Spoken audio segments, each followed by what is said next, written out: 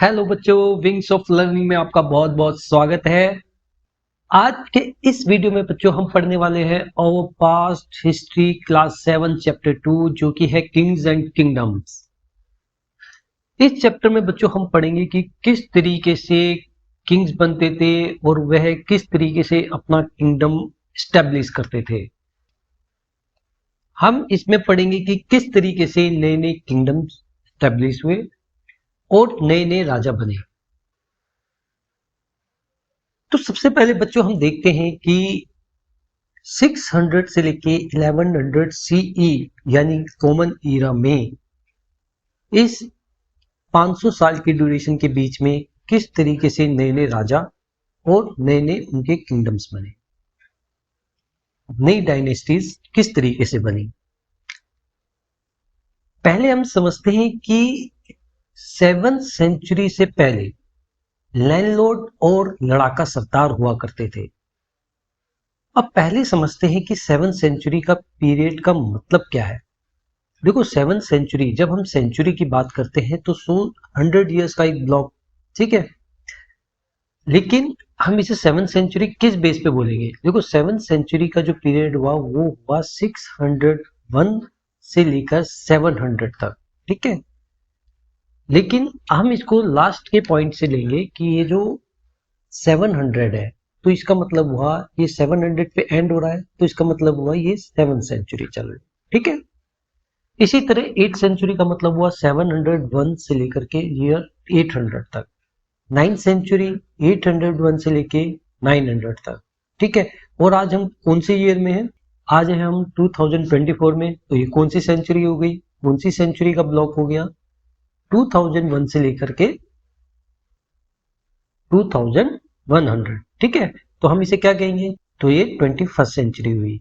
7th century से पहले, year 600 से पहले लैंडलॉर्ड और लड़ाका सरदार हुआ करते थे। और ये लैंडलॉर्ड और वेरियर सबॉर्डिनेट के रूप में काम करते थे। किसके लिए काम करते थे? राजा के लिए।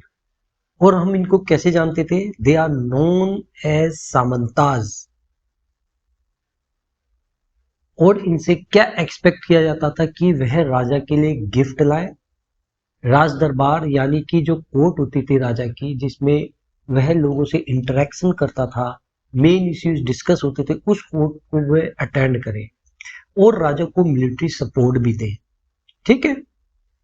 अब समझते हैं कि कैसे ये सामंता जो राजा के अंडर में काम कर रहे थे, इनको पावर मिली और फिर क्या हुआ? ट्रांजिशन टू पावर, यानी कि पावर शिफ्टिंग हुई राजा से सामंताज के हाथ में। देखो, जैसे जैसे सामंताज को पावर मिली और वेल्थ मिली, उन्होंने अपने आप को डिक्लेयर किया किस तरीके से? महासामंता और महामंडलेश्वरा के रूप में, जो क्या दिखाता था? इनकी एलिवेटेड स्टेटस यानी कि ऊंची पोजीशन को दिखाता था कि वही ग्रेट लॉर्ड है इस सर्कल के या उस क्षेत्र के।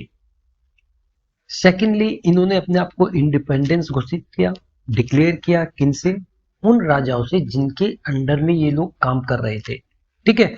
एक ऐसा ही एग्जाम्पल राष्ट्रकूट का है, जिन्होंने साउथ इंडिया के अंदर अपने आप को इंडिपेंडेंट डिक्लेयर किया। अब हम बात करेंगे राष्ट्रकूट राइज की, जो कि हुआ 735 से लेके 756 एडी, ठीक है। दंती Durga, a Rashtrakoot chief, overthrew his Chalukya warlord in the mid-8th century.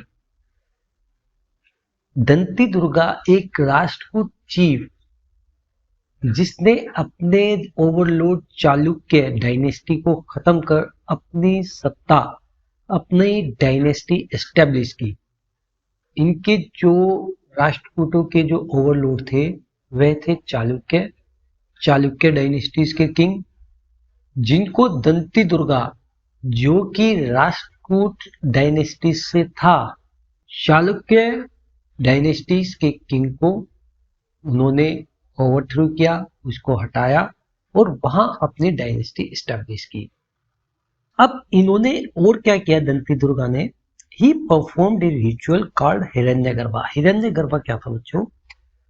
हिरण्य का मतलब होता है गोल्ड और गर्भ का मतलब वर्म, यानी कि गर्भ।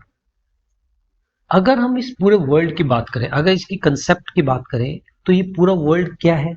एक वर्म की तरह, एक एग की शेप में है, ठीक है, यानी ब्रह्मांड, जिसमें अलौकिक शक्तियां हैं।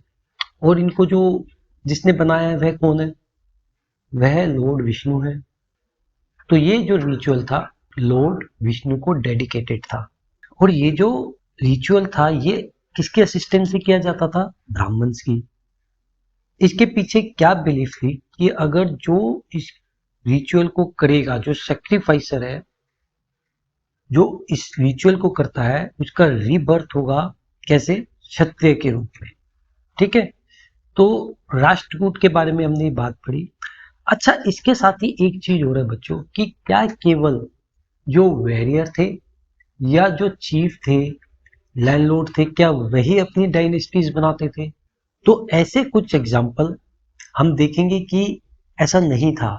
कुछ जो एंटरप्राइजिंग फैमिलीज तो थे, ये एंटरप्राइजिंग फैमिलीज क्या होती थी बच्चों? जो बिजनेस क्लास फैमिली थी, ठीक है। ऐसा ही एक एग्जाम्पल कदम मयूर शर्मन का है, जिसने कदम्ब डायनेस्टी की स्थापना की, उसको स्टेब्लिश किया। ये कदम्ब डायनेस्टीज के लोग क्या करते हैं? ये ट्रेड से रिलेटेड होते हैं, ठीक है। ऐसे ही गुर्जर प्रतिहार में हरिचंद्र थे। हरिचंद्र ने, जो कि ब्राह्मण थे, गुर्जर प्रतिहार डायनेस्टीज की फाउंडेशन की, ठीक। तो ये सब क्या थे? ये बिजनेस क्लास फैमिली के लोग थे, एंटरप्राइजिंग फैमिलीज थी, ठीक है। तो इन लोगों ने क्या करा? अपना ट्रेडिशनल जो प्रोफेशन था, ब्राह्मण का क्या प्रोफेशन होता है? वह यज्ञ कराता है या फिर मतलब राजा को असिस्ट करता है। तो इन्होंने क्या करा? अपने ट्रेडिशनल प्रोफेशन को छोड़ करके किंगडम्स की फाउंडेशन की, ठीक है। गुर्जर प्रतिहार जैसे कर्नाटक और राजस्थान में उन्होंने गुर्जर प्रतिहार डायनेस्टीज की स्टैब्लिशमेंट की, जैसा कि आप इसमें देख सकते हैं। ये जो एरिया है, ये आज तारीख में देखेंगे तो आप ये राजस्थान का मेन एरिया है, ठीक है। और नीचे भी आप देख सकते हैं कर्नाटक। तो अभी आप समझ गए हो बच्चों कि किस तरह राष्ट्रकूट जो पहले सामंता थे, चीफ थे, राजा के लिए काम करते थे, लेकिन वेल्थ और पावर मिलने से इन लोगों ने अपने आप को महासामंता और महामंडलेश्वर, जो कि उनके बढ़ते हुए स्टेटस और पावर को दिखाता है, इसके साथ ही इन्होंने राजा से अपने आप को स्वतंत्र यानी इंडिपेंडेंट घोषित किया, डिक्लेयर किया। ऐसा ही एक एग्जाम्पल हमने राष्ट्रकूट डायनेस्टी के चीफ दंती दुर्गा का समझा, जिसने अपने रूलिंग किंग से अपने आप को इंडिपेंडेंट या डिक्लेयर किया, जो कि चालुक्य डायनेस्टीज के थे। इसके साथ ही ऐसे कुछ केसेस भी थे जो कि वेरियर नहीं थे, लड़ाका नहीं थे, लेकिन एंटरप्राइजिंग फैमिली से थे, जो बिजनेस क्लास फैमिली से थे, क्षत्रिय नहीं थे, लेकिन इन लोगों ने मिलिट्री स्किल से किंगडम स्टैब्लिश किए, ठीक है। ऐसा ही हमने एग्जाम्पल कदम्ब मयूर शर्मन का देखा, जिसने कदम्ब डायनेस्टीज की फाउंडेशन की। गुर्जर प्रतिहार डायनेस्टी को हरिचंद्र ने स्टैब्लिश किया। तो इन लोगों ने कुछ ऐसे केसेस थे जहां लोगों ने अपने ट्रेडिशनल प्रोफेशन को छोड़कर किंगडम्स को स्टैब्लिश किया, ठीक। आई थिंक ये पॉइंट आपको समझ में आ गया कि किस तरीके से न्यू डायनेस्टीज बनी, ठीक है बच्चों। लेकिन यहाँ पे एक क्वेश्चन भी अराइज होता है कि इनके पास ना, जो एंटरप्राइजिंग फैमिली से थे, कि इनके पास ना मिलिट्री स्किल थी, तो कैसे इन्होंने डायनेस्टीज को स्टैब्लिश किया होगा? यहाँ कहा जा सकता है कि ये किसी मिलिट्री अलायंस से जुड़ गए हो, यानी कि दूसरों के एक्सपीरियंस लेकर के सेल्फ ट्रेनिंग ली हो। जैसे एकलव्य के बारे में आप जानते हैं, जिसने केवल देखकर धनुष विद्या सीखी। शायद ऐसा ही कदम्ब और गुर्जर प्रतिहार डायनेस्टी के बारे में हुआ हो। अब बच्चों हम समझते हैं कि इन डायनेस्टीज में ये जो किंगडम स्टेब्लिश हुए, उस समय पे एडमिनिस्ट्रेशन किस तरीके से होता था। जब ये किंगडम्स स्टेब्लिश हुए बच्चों, देखो तो यहाँ पे क्या था कि राजा अपने आप को टाइटल देता था, Many new kings adopted grand titles. Example included Maharajadhiraja, great king, overlord of kings. इस तरीके की अपने अपने जो है ना टाइटल दिया करता था. Another example is Tribhuvana Chakravarti, lord of the three worlds. इस तरीके के जो है टाइटल दिया जाते थे. राजा को सब जाने, राजा का महत्व समझे. और इसमें क्या होता था, पावर शेयरिंग. किंग अपनी पावर को शेयर करता था. Power share with samantas, nobles and association. जो सामंताज होते थे उनके साथ अपनी पावर को शेयर करता था, उनको पावर देता था. एसोसिएशन इंक्लूडेड पीजन्स, ट्रेडर्स और ब्राह्मण्स. और जो एसोसिएशन होती थी किन किन की, पीजन्स की, ट्रेडर्स की और ब्राह्मण्स की, इनको भी, इनके साथ भी अपनी पावर शेयर करता था. Resource acquisition. अब रिसोर्सेज ऑब्टेन फ्रॉम प्रोड्यूसर्स. अब राज भाई देखो, रिसोर्सेज तो चाहिए भाई, राज चलाने के लिए क्या चाहिए, शासन चलाने के लिए रिसोर्सेज चाहिए राजा को. तो वो कहाँ से मिलते थे, प्रोड्यूसर्स, यानी कि जो प्रोड्यूसर होते थे, चीजों को प्रोड्यूस करते थे. जैसे वो कौन कौन थे, वो पीजेंट्स थे, कैटल कीपर्स थे, कैटल्स को रखते थे, एंड आर्टिजन्स. और जो चीजों को बनाते थे, शिल्पकार थे. और प्रोड्यूसर समटाइम परसुएडेड और compelled to surrender part of their production. वो इनको कंपेल भी किया जाता था, कई बार इनको समझाया भी जाता था कि वह अपने प्रोडक्शन का कुछ पार्ट राजा को दे. Revenue collection. रेवेन्यू किन से कलेक्ट होता था, ट्रेडर से, पैसों के थ्रू. ठीक है भाई, रिसोर्सेज तो हमने प्रोडक्शन ले लिया उनका, पीजेंट से, कैटल कीपर से, आर्टिजन से. लेकिन रेवेन्यू कुछ कैश के अंदर भी तो काम होता था. तो वो कैश कहाँ से आता था, ट्रेडर से आता था, क्योंकि वो बिजनेस करते थे. Resources sometime claim as rent by lords. जो राजा था सब उनको क्या कहता कि भी एक तरीके का रेंट है. ठीक है, Lord assert ownership of land, क्योंकि जिस पे वे काम कर रहे हैं वह लैंड किसकी है, राजा की है. तो भाई आप मेरे पास काम करोगे, मेरी लैंड पे काम करोगे, तो आपको एक तरीके से रेंट देना पड़ेगा. तो इस तरीके से रेवेन्यू कलेक्ट किया जाता था ट्रेडर से. अब आप ये समझिए कि इन किंगडम्स में अगर हम चोला इंस्क्रिप्शन की बात करें तो चोला इंस्क्रिप्शन में मेंशन है कि उनके किंगडम के अंदर 400 टाइप्स ऑफ टैक्सेस थे, कि 400 तरीके से, 400 तरीके से लोगों से पैसा लिया जाता था, चाहे वो रिसोर्सेज के रूप में हो या फिर रेवेन्यू कलेक्शन के रूप में हो. Most common taxes include vetti, forced labour, ठीक है, एंड कदमाई लैंड रेवेन्यू. तो वेती, फोर्स लेबर क्या था कि भाई आपको ये काम करना पड़ेगा, ठीक है, और ये एक तरीके का टैक्स है, भाई आप राजा के लिए काम करो. तो ये इस तरीके के कुछ और थे, भाई पाम ट्रीज लगा रहे हैं तो भी आपको टैक्स देना है, लैडर यूज कर रहे हैं, लैडर यूज कर रहे हैं पाम ट्रीज के लिए तो भी आपको टैक्स देना है, थैचिंग कर रहे हैं, छत डाल रहे हैं उसके ऊपर. ठीक है, थैचिंग क्या होता है, मतलब कि एक पहले वो जो रूफ होती थी हाउस के ऊपर की, उसको थैचिंग बोला जाता था. ठीक है, तो इसमें क्या था कि आप थैचिंग ऑफ हाउसेस कर रहे हैं तो भी आपको टैक्स देना है. ठीक है, तो ये कुछ इस तरीके के 400 टैक्सेस थे जो कि 14 डायनेस्टीज में लिए जाते थे.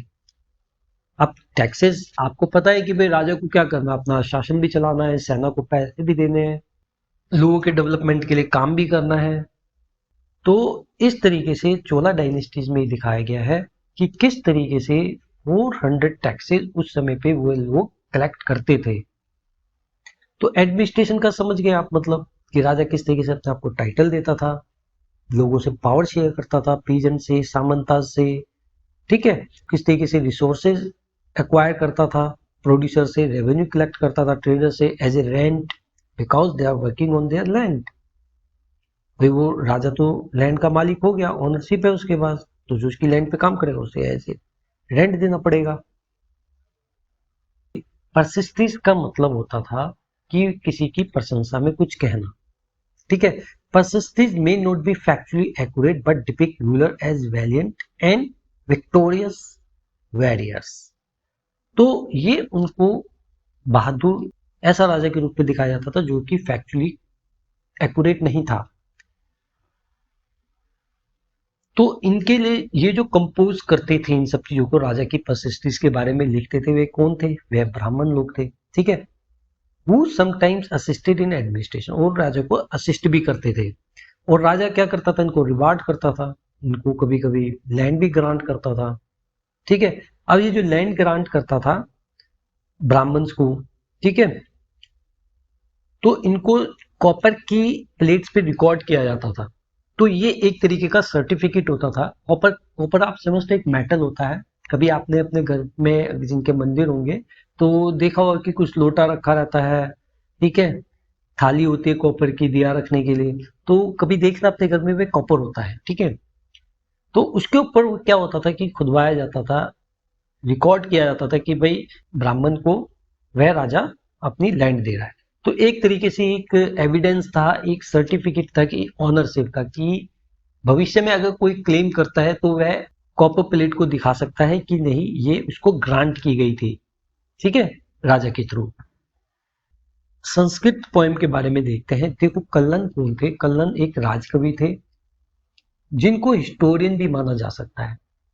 इन्होंने राज तरंगिणी नाम की एक बुक लिखी थी बच्चों, जिसमें कश्मीर के एंशियंट टाइम से यानी कि 12th सेंचुरी तक के जितने किंग कश्मीर रीजन में हुए हैं उनका क्रॉनिकल, कि भाई उसका बेटा कौन था राजा का, उसका राजा क्या था, उसका इतिहास क्या था, सबका इतिहास दिया गया है।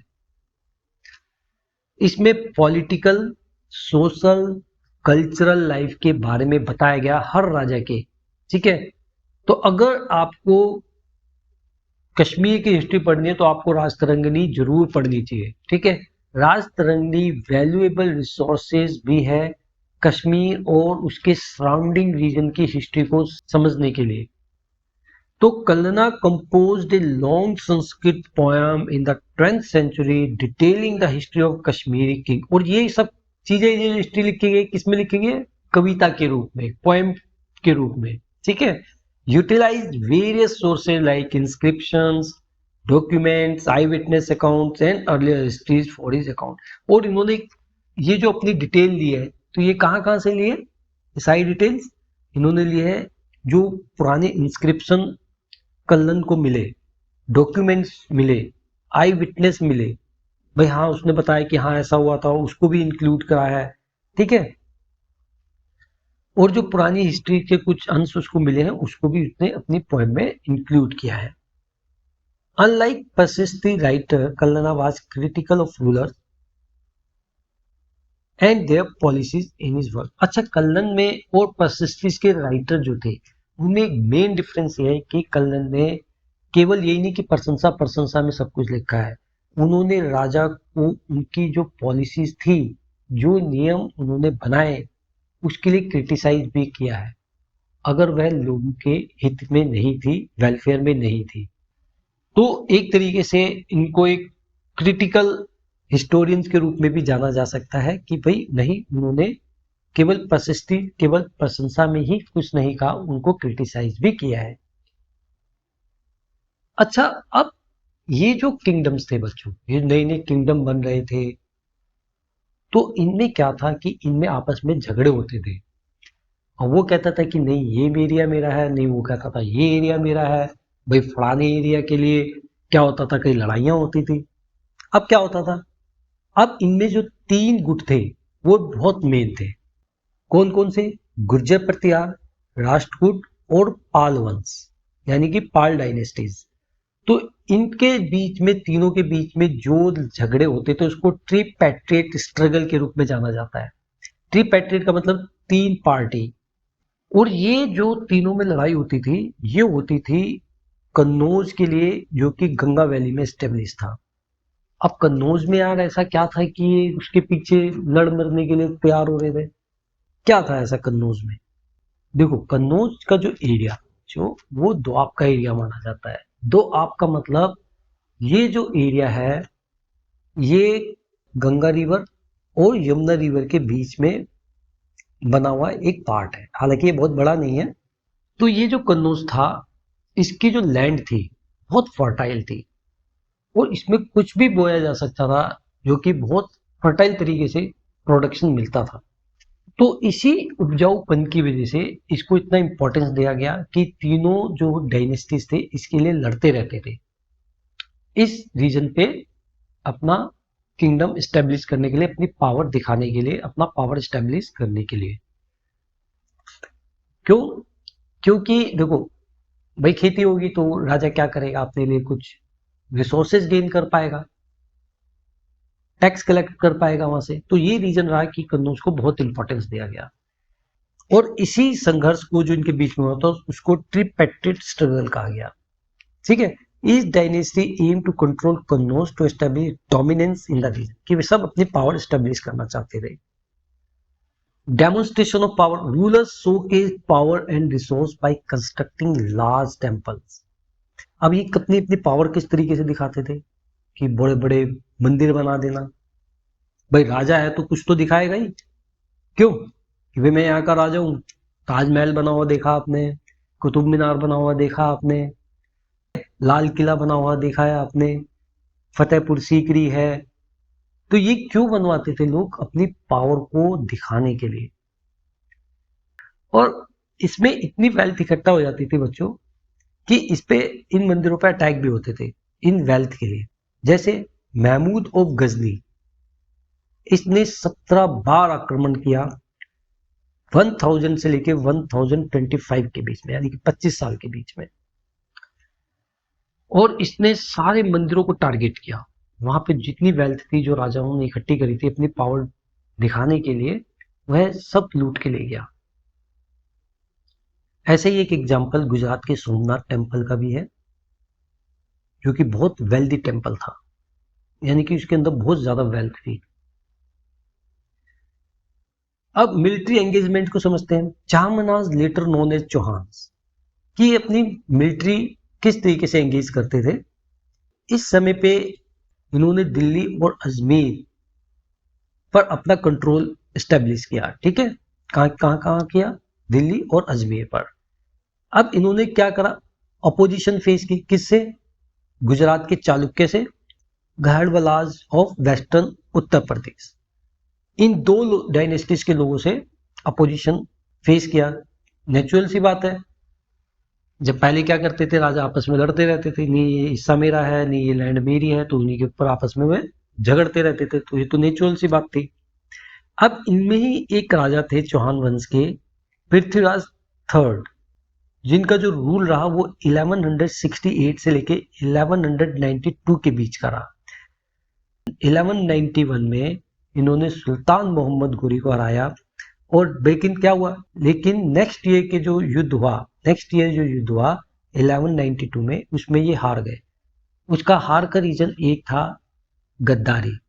इस समय पे जो राजा थे, राजा के जो चौहान, पृथ्वीराज चौहान थे, उनके साथ गद्दारी की थी जयचंद ने, जिसकी वजह से वे हार गए।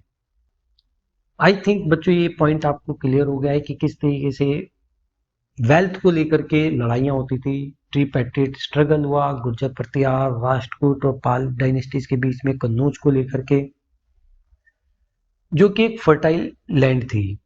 डेमोन्स्ट्रेशन ऑफ पावर होती थी टेम्पल्स को बना करके।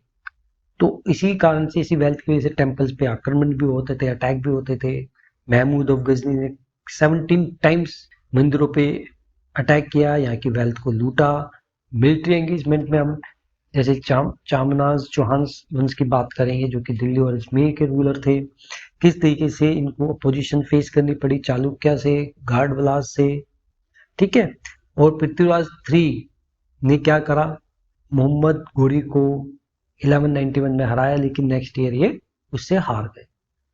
तो हमने इसमें देखा कि किस तरीके से वेल्थ के लिए लड़ाइयां हुआ करती थी।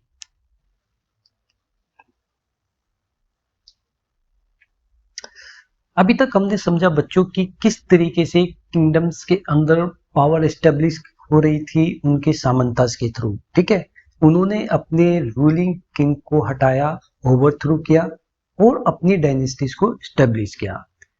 अब हम एक ऐसी डायनेस्टीज की बात करेंगे, उसके एग्जाम्पल को समझिए कि उन्होंने किस तरीके से उस डायनेस्टी ने पावर एस्टेब्लिश करी, अपनी डायनेस्टीज को एस्टेब्लिश किया। तो ये जो डायनेस्टी है जिसके बारे में हम पढ़ने वाले हैं, वह है चोला डायनेस्टी। फ्रॉम उरेयू टू तंजावुर, यानी कि एक्चुअली ये जो चोला डायनेस्टी के जो पहले चीफ थे, जो राजा के लिए काम कर रहे थे, यह उरेयूर से थे। उरेयूर आप ये देख सकते हैं तमिलनाडु के अंदर, इस स्पॉट के अंदर ये आपको उरेयूर दिख जाएगा कि ये कहाँ स्टेब्लिश है। ठीक है, Rise of the Cholas was initiated when Vijayalaya, hailing from ancient Chola chiefly family of Ureyu. Chola dynasty की जो स्थापना करने वाले थे वह थे विजयालय। ठीक है, ये कहां से थे? ये उरेयूर फैमिली के थे। ठीक है, मुतारियार फैमिली थी जो कि बेसिकली तंजावुर में थे। कावेरी डेल्टा जहां पे बनता था, डेल्टा आप समझते हैं बच्चों क्या होता है? जब नदी दो पार्ट में बाइफरकेट हो जाती है और समुद्र के अंदर गिरते तो उस किनारे पे एक ट्रायंगल शेप का डेल्टा बन जाता है, एक लैंड बन जाती है, तो ये डेल्टा होता है। तो उस तरफ जो बहती है वह कावेरी रिवर है जिसकी वजह से डेल्टा बन रहा था। मुतारियार फैमिली थी, उसको उन्होंने हटाया क्योंकि ऑब्वियसली कि ये विजयालय और जो चोला लोग थे ये पहले उनके अंडर में काम कर रहे थे। विजयालय के इस बोल्ड एस्टेब्लिशमेंट से चोला सुपरमेसी रीजन में स्टेब्लिश हो गई। ठीक है, उन्होंने अपने जो मुतारियार फैमिली थी उनको ओवरथ्रो किया और अपने चोला डायनेस्टी की फाउंडेशन इन्होंने, अब पहले भी मैंने जैसे आपको बताया था कि ये अपनी पावर दिखाने के लिए क्या करते थे, टेम्पल्स का कंस्ट्रक्शन करते थे और अपने आप को बहुत बड़ी बड़ी टाइटल देते थे। तो इन्होंने भी क्या करा, इन्होंने मंदी का तंजावुर के अंदर यहाँ पे डेल्टा है, कावेरी डेल्टा, वहां पे इन्होंने टेम्पल्स का कंस्ट्रक्शन किया। ऐसा ही एक टेम्पल इन्होंने बनवाया जो कि गॉडेस निशुंभशूदिनी को डेडिकेटेड है। ये एक देवी थी जिनको चोला डायनेस्टी के लोग शायद फॉलो करते थे, उनको मानते थे। अब जब चोला डायनेस्टी की स्थापना हो गई तो अब उनको क्या करना था, अपना एक्सपेंशन करना था, अपने टेरिटोरियल एक्सपेंशन करना था, अपनी लैंड को बढ़ाना था। तो इन्होंने क्या करा, जो इनके विजयालय जिन्होंने इस चोला डायनेस्टी को फाउंड किया, उसकी फाउंडेशन डाली, तो इनके जो सक्सेसर थे इन्होंने एक्सपेंड करना शुरू करा। ठीक ठीक है, उन्होंने अपनी जो नेबरिंग टेरिटरीज थी, नेबर की जो लैंड थी, राजा थे उनको हराया, उनसे बैटल किया और उस टेरिटरीज पे अपना डोमिनेंस किया, अपनी पावर रखी। अब इससे क्या हुआ कि इन्होंने बच्चों पांड्या और पल्लवा लोगों को हराया। ठीक, साउथ से लेकर के नॉर्थ में चले गए क्योंकि साउथ के अंदर स्टेब्लिश थे। फिर इस एग्रेसिव एक्सपेंशन से सिग्निफिकेंटली जो इनका जो लैंड था, इनका जो टेरिटोरियल लैंड था वह बहुत ज्यादा हो गया। तो इससे क्या हुआ, इन्होंने पांड्या पल्लवा रीजन्स को, इनके जो रीजन्स थे इस डायनेस्टीज के, उनको जीता, जो कि साउथ से ये फिर नॉर्थ की तरफ चले गए। यानी कि इन्होंने अपना टेरिटोरियल एक्सपेंशन साउथ से नॉर्थ में कर लिया। तो इस एग्रेसिव एक्सपेंशन से इनका जो लैंड था उसका जो साइज था बहुत ज्यादा बढ़ गया और इनकी पावर भी बहुत ज्यादा बढ़ गई। अब बच्चों हम चोल वंश के, चोल डायनेस्टी के एक बहुत ही इन्फ्लुएंशियल रूलर के बारे में बात करेंगे जो कि थे राज राजा फर्स्ट। और ये राजा कब बने, किंग कब बने? ये बने 1985 में। अच्छा, इनके इनके रिन के अंदर, इनके साम्राज्य के अंदर इन्होंने बहुत सारी टेरिटरीज को कंसोलिडेट कर लिया, बहुत सारे क्षेत्रों को जीत लिया और बहुत सारे इन्होंने एडमिनिस्ट्रेटिव रिफॉर्म्स भी करे, बहुत अच्छे तरीके से प्रशासन को चलाया, गवर्नेंस की स्टेबिलिटी की। ठीक है, यानी कि बहुत अच्छे तरीके, स्टेबल तरीके से गवर्नेंस को रन किया। अब जो चोल डायनेस्टी का जो फर्दर एक्सपेंशन हुआ वह हुआ राजेंद्र फर्स्ट के रिन के अंदर। अच्छा, अपने फादर की लेगेसी को बढ़ाते हुए राजेंद्र फर्स्ट ने अपने चोला एम्पायर को और ज्यादा एक्सपेंड किया। ठीक है, यानी कि और ज्यादा क्षेत्रों को इन्होंने जीता। तो इसमें जैसे कि आप इस मैप में देख सकते हो कि कहां से कहां तक इनकी टेरिटरी हो चुकी थी, कलिंगा को छोड़ करके बाकी और सारे एरिया को इन्होंने कवर कर लिया था। अच्छा, इसके साथ ही एक विशेष चीज और राजेंद्र फर्स्ट के साथ थी बच्चों, वह थी कि इन्होंने इंडिया सब कंटिनेंट के बाहर भी अपना एक्सपेंशन किया। तो इन्होंने श्रीलंका और गंगा वैली के जितने भी रीजन थे उनको जीत लिया था। गंगा वैली के जितना आसपास का एरिया था उसको सक्सीड किया, रीजन को साउथ ईस्ट एशिया के अंदर इन्होंने अपना एक्सपेंशन किया यहाँ तक। Noteworthy is the development of a formidable naval force under, और राजेंद्र वन की सेना जो नेवल फोर्स थी, जो पानी के अंदर बैटल करती थी, वो इस तरीके की जिसको जीता नहीं जा सकता था। मतलब कि इतनी स्ट्रॉन्ग, इतनी पावरफुल इनकी फोर्स थी। इसकी मदद से क्या करा इन्होंने, चोला डायनेस्टी को बाहर भी सिक्योर किया, अब्रॉड भी सिक्योर किया। तो इसमें आपने समझा बच्चों की राज राजा फर्स्ट ने जो अपना चोला डायनेस्टी को जो एक्सपेंड किया उसको कंटिन्यू करते हुए राजेंद्र फर्स्ट ने और ज्यादा उसमें टेरिटोरियल एक्सपेंशन को ऐड किया, श्रीलंका को भी जीता और इसकी फोर्स बहुत फॉर्माइडेबल थी जिसको जीता नहीं जा सकता था। यानी कि इतनी पावरफुल नेवल फोर्स के कारण ही राजेंद्र वन ने अपनी जो टेरिटोरियल एक्सपेंशन है अब्रॉड इंडिया भी एस्टेब्लिश कर पाए। ठीक है,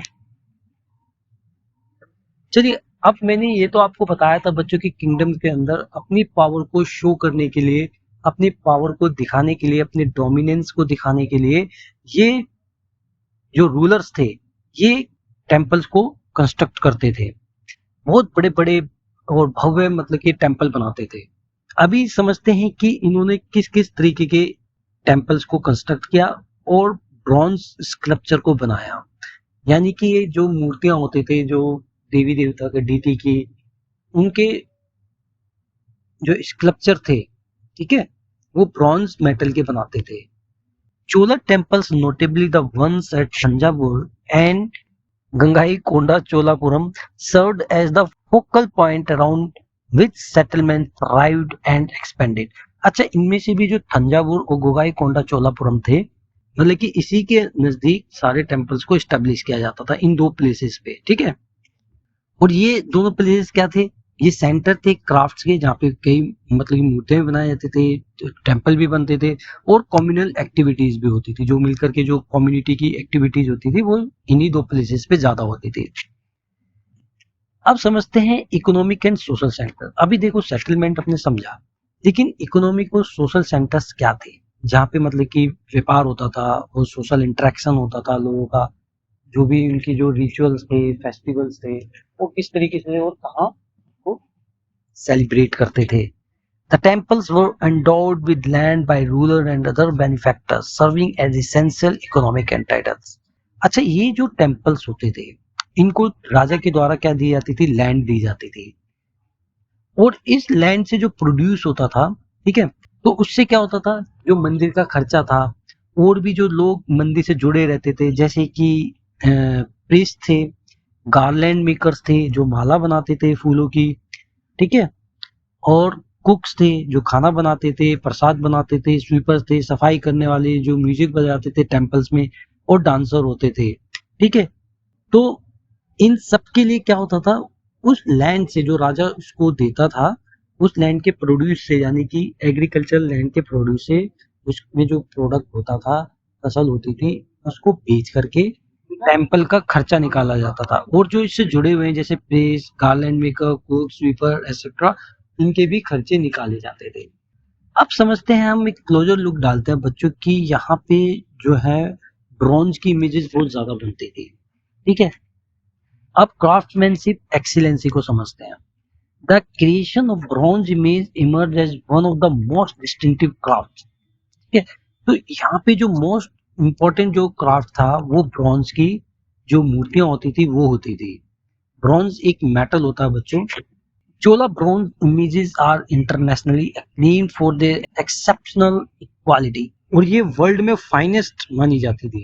ब्रॉन्ज की इमेजेस होती थी, डीटीज की होती थी जो देवी देवता होते थे, ठीक है, जैसे कि एक मूर्ति आप इस फोटो में भी देख सकते हैं, और इसमें जो डिवोटीज होते थे उसकी डिपिक्शन होती थी, भाई उनके जो वो डीटीज को मान रहे हो कैसे दिखते थे। ठीक है, और ये क्या दिखाता है, rich artistic and cultural diversity prevalent during that era. उस समय पे जो डाइवर्सिटी थी और आर्ट थी, ये जो ब्रॉन्ज की जो इमेजेस हैं हम इनके थ्रू वो देख सकते हैं।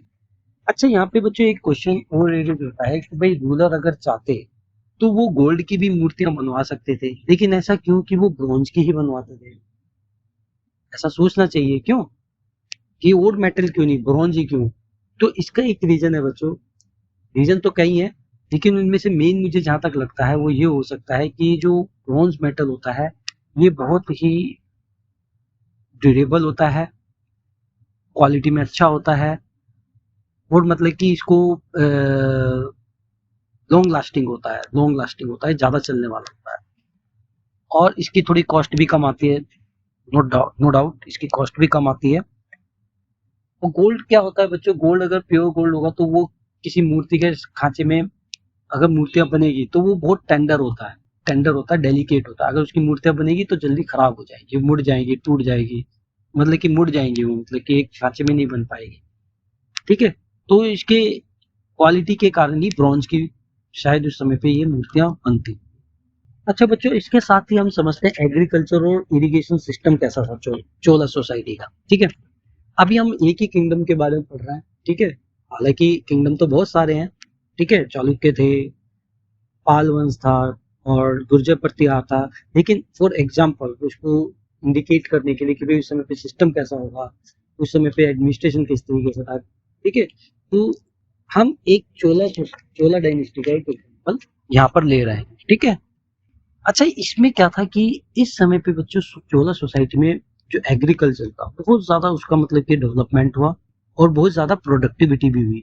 यहाँ पे लार्ज स्केल पे कल्टीवेशन हो रहा था, बहुत ज्यादा भूमि को मतलब कि कल्टीवेट किया जा रहा था। इसमें से भी पार्टिकुलरली राइस की बहुत ज्यादा पैदावार थी। टेक्निक बहुत ज्यादा डेवलप हो रही थी एग्रीकल्चर की। ठीक है, और इंफ्रास्ट्रक्चर भी डेवलपमेंट हो रहा था। इंफ्रास्ट्रक्चर डेवलपमेंट में हम जान सकते हैं कि जो फॉरेस्ट को था, भाई देखो लैंड के लिए, एग्रीकल्चर के लिए क्या चाहिए, लैंड। और लैंड कहाँ से आएगी, जंगल को साफ करके आएगी। ठीक है, लेवलिंग ऑफ लैंड, लैंड को लेवल किया जाता है, construction of embankments and creation of canals. जितने भी एग्रीकल्चर जुड़ी हुई चीजें हैं, इंफ्रास्ट्रक्चर हैं, नहर चाहिए, पानी चाहिए, वह सब उसके अंदर उसका डेवलपमेंट किया गया। खेतों तक पानी जा सके, फसल तक पानी जा सके, ये सारी चीजें की जाती थी ताकि एग्रीकल्चर जितना भी पोटेंशियल है, जितनी भी चीजें हम एग्रीकल्चर से ले सकते हैं, एग्रीकल्चर से मिलने वाली क्रॉप्स को ऑप्टिमाइज किया जा सके। इसी इंफ्रास्ट्रक्चर डेवलपमेंट में क्या था कि फ्लड को भी रोकने के लिए कई मेजर्स अडॉप्ट किए जाते थे, जैसे कि स्लूइस गेट। इससे क्या होता था कि क्रॉप्स में एडिक्वेट मॉइस्चर किया जाता था, जो कि उसके लिए बहुत जरूरी भी था। जैसे कि चावल की खेती होती है, चावल की खेती में क्या होता है बच्चों की मॉइस्ट होना बहुत जरूरी है। अगर उसको मॉइस्चर सही नहीं मिलेगा तो वो फसल खराब हो जाएगी। और इस तरीके से एग्रीकल्चर को डेवलप करना ताकि उस लैंड से हम मल्टीपल क्रॉप्स यानी कि डिफरेंट डिफरेंट फसल हम ले सकें एक ही साल के अंदर। अब जैसे कि फ्लड को रोकने के लिए कुछ स्लूइस गेट इस तरीके का होता था, जैसे कि आप इस पिक्चर में देख सकते हो बच्चों, ये तमिलनाडु में सिचुएटेड था। ठीक, it is regulated outflow of water from A tank into the channels. अच्छा, इसमें जो जो पानी ऊपर का आता था, जो फ्लो होता था ज्यादा पानी, वो एक टैंक के अंदर आ जाता था। उस टैंक में कलेक्ट करने के बाद जो धीरे धीरे है वो क्रॉप्स तक वो पानी छोड़ा जाता था, ताकि जितना उसको पानी चाहिए उतना वो मिल जाए। तो ये सिस्टम करना बहुत जरूरी होता है, नहीं तो क्या होगा बच्चों, क्रॉप खराब हो जाएगी। इस वीडियो में आप देख सकते हैं बच्चों कि स्लूइस गेट किस तरीके से काम करता है।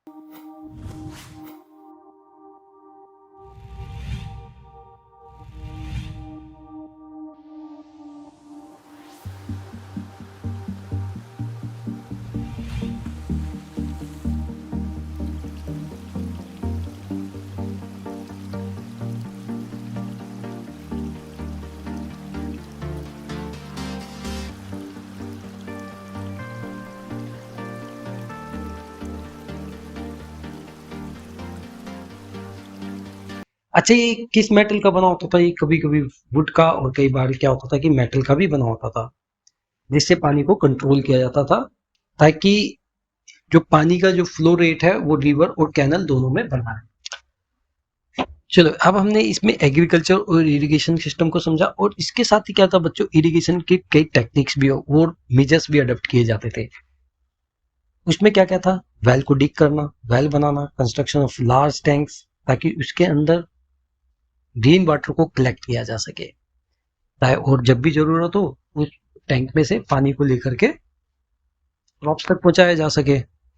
The meticulous planning and execution of irrigation works were crucial. अच्छा, एग्रीकल्चर के लिए ये बहुत जरूरी था कि एक बहुत अच्छी प्लानिंग करें, उसको एग्जीक्यूट करें, और इरिगेशन वर्क्स, ये बहुत इरिगेशन सिस्टम के लिए बहुत जरूरी था। और इसमें क्या क्या इन्वॉल्व था, लेबर की ऑर्गेनाइजेशन थी कि भाई किसको क्या काम करना है, रिसोर्सेज की मैनेजमेंट थी कि कहाँ पे गेट होना चाहिए, कहाँ ये कैनल्स बनने हैं, ये सारा रिसोर्स का मैनेजमेंट भी था। मेंटेनेंस ऑफ इंफ्रास्ट्रक्चर, उनकी मेंटेनेंस भी है कि भाई इसमें कहीं टूट फूट हो रही है, कहीं स्लूइस गेट में कहीं दिक्कत हो गई है तो उसको ठीक करना time to time. And equitable water distribution, और ये इंश्योर करना कि सबको इक्विटेबल वाटर मिले, सभी सिस्टम्स को, ठीक है। अच्छा, अब इसमें क्या होता था, कॉमन इसमें पार्टिसिपेशन किस किस की होती थी बच्चों। एग्रीकल्चरल सिस्टम में चोला डायनेस्टी के अंदर ruler as well as village residents की पूरी पूरी पार्टिसिपेशन होती थी। ये नहीं कि कोई राजा है तो वो कह रहेगा कि नहीं मैं एग्रीकल्चर सिस्टम में अपना पार्टिसिपेट नहीं करूंगा, ऐसा नहीं था। ये जो सब चीजें थी वो कलेक्टिवली एंगेज की जाती थी, planning, executing and managing irrigation projects. तो ये क्या रिफ्लेक्ट करता है बच्चों कि भाई सब प्लानिंग में अपना पार्टिसिपेशन दे रहे हैं, सब उसको एग्जीक्यूट भी सही से कर रहे हैं सब मिल करके, और इरिगेशन प्रोजेक्ट को मैनेज भी कर रहे हैं। तो ये दिखलाता है कि एक shared responsibility and commitment of Chola society, कि सबकी एक कलेक्टिव रिस्पॉन्सिबिलिटी थी एग्रीकल्चर को लेकर के, कि वह एग्रीकल्चरल प्रॉस्पेरिटी हो, ये सब अपनी अपनी रिस्पॉन्सिबिलिटी समझते थे। तो आपने समझा बच्चों, देखो एग्रीकल्चर का क्या योगदान रहा होगा कि इसमें केवल ये नहीं कि विलेजर्स ही अपना पार्टिसिपेट कर रहे हैं, रूलर्स तक मतलब कि इसको इसमें अपना पार्टिसिपेशन दे रहे थे। तो इससे आप समझ सकते हो कि उस समय पे एग्रीकल्चर का क्या इंपॉर्टेंस रहा होगा। एग्रीकल्चर का तो देखो हर युग के अंदर इंपॉर्टेंस रहा ही है, देखो खाने के बगैर तो कोई रह ही नहीं सकता। नहीं तो एग्रीकल्चर, जब भी हम किसी भी किंगडम के बारे में पढ़ेंगे तो उसमें एग्रीकल्चरल सिस्टम क्या था, किस तरीके से था, उसका क्या प्रोडक्शन था, तो ये बहुत मेन होता है। अब समझते हैं administration in the Chola empire. Chola empire में एडमिनिस्ट्रेशन किस तरीके का था। पीजन सेटलमेंट्स एंड नाडू को समझते हैं। जब पीजन सेटल हो जाते थे, ठीक है, तो इसको कहा जाता था उर, expanded with the adoption of irrigation agriculture. और ये कैसे कैसे बढ़ता था, जो इरिगेशन एग्रीकल्चर को अडॉप्ट करते थे तो ये उर भी बढ़ता रहता था। These villages formed larger administrative unit called Nadu. अच्छा, इसमें क्या था कि जो इन सब गांवों को मिला करके जो एडमिनिस्ट्रेटिव यूनिट बनती थी, ताकि वे जस्टिस कर सकें, और जो भी टैक्स कलेक्शन था, ठीक है, जो एग्रीकल्चर से जो टैक्स कलेक्ट करना होता था, वे उसको टैक्स भी कलेक्ट करते थे। रिच पीजेंट्स इन्फ्लुएंस, अब रिच पीजेंट्स का क्या इन्फ्लुएंस होता था बच्चों, ये भी समझ लो। अब ये नहीं है कि उस समय पे केवल एक ही प्रकार के पीजेंट्स थे, सब रिच ही थे, नहीं, सब कुछ गरीब भी थे, ठीक। तो wealthy peasants had a lot of power in running the affairs of the Nadu.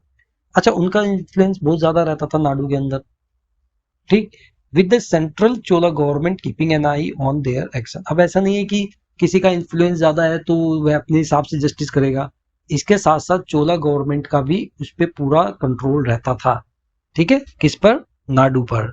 Nadu क्या थी, जो अपॉइंट की जाती थी, जो एडमिनिस्ट्रेटिव यूनिट थी, और वो इसका क्या काम था, डिस्पेंसिंग जस्टिस, जस्टिस करना और टैक्स को कलेक्ट करना। अच्छा, इसके साथ ब्राह्मण सेटलमेंट एंड असेंबलीज को भी समझ लेते हैं बच्चों।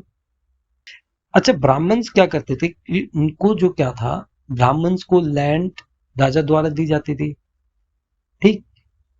अब कावेरी डेल्टा में आप देखेंगे वहां पे कई लोग जो ब्राह्मण थे वो सेटल हुए, राजा ने वहां पे उनको लैंड दी। और लैंड क्यों देता था राजा उनको, क्योंकि वे उसको असिस्ट करते थे हर चीज में, ठीक है। उनका इन्फ्लुएंस बहुत ज्यादा था राजा के ऊपर।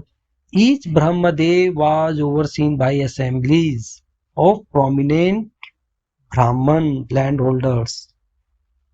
अच्छा, ब्राह्मदेव क्या हो गया, ब्राह्मण को दी गई, यानी कि जो लैंड होती थी जो राजा ब्राह्मण को देता था वह ब्रह्मदेव होती थी, उसको ब्रह्मदेव कहा जाता था, यानी कि ब्राह्मण को दी गई।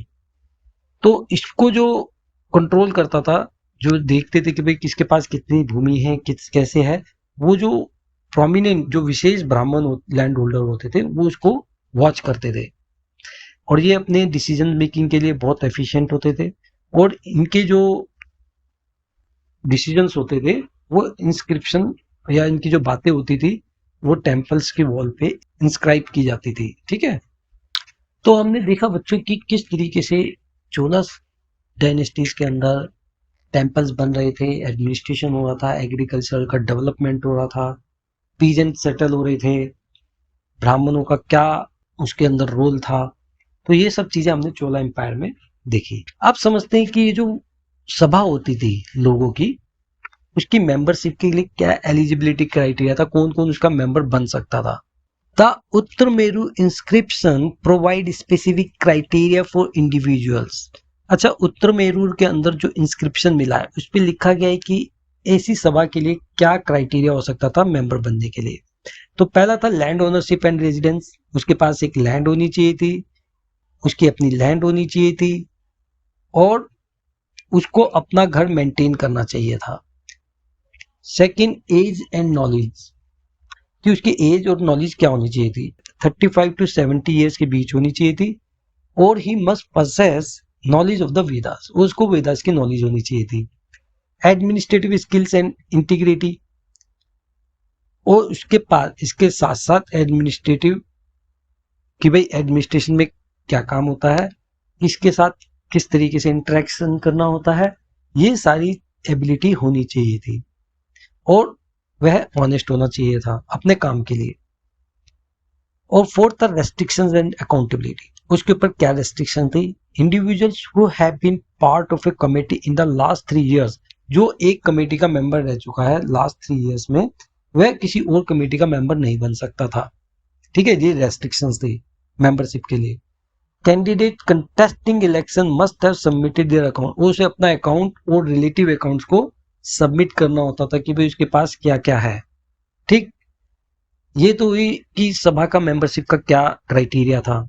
अब समझते हैं कि इसके साथ साथ बच्चों यही नहीं है कि पीजेंट से जो सभा थी या जो जस्टिस कर रहे थे वही थे, ऑर्डिनरी लोग भी तो थे, उनकी लाइफ किस तरीके की थी।